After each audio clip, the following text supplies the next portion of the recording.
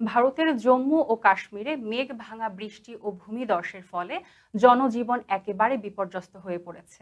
এই পরিস্থিতিতে 18ই আগস্ট জম্মুর সব সরকারি ও বেসরকারি শিক্ষা প্রতিষ্ঠান বন্ধ রাখার নির্দেশ দিয়েছে প্রশাসন।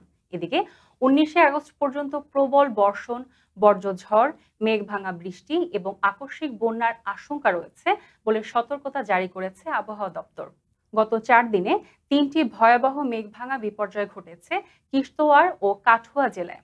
কিশতওয়াড়ের চিনসোটি গ্রামে ভয়াবহ মেঘ ভাঙা বৃষ্টিতে এখন পর্যন্ত 68 জনের মৃত্যু হয়েছে। মৃতদের মধ্যে অধিকাংশই ছিলেন মাচাইল মাতা মন্দিরগামী তীর্থযাত্রী। এছাড়া 82 জন নিখোঁজ রয়েছেন এবং অন্তত 116 জন আহত হয়েছেন।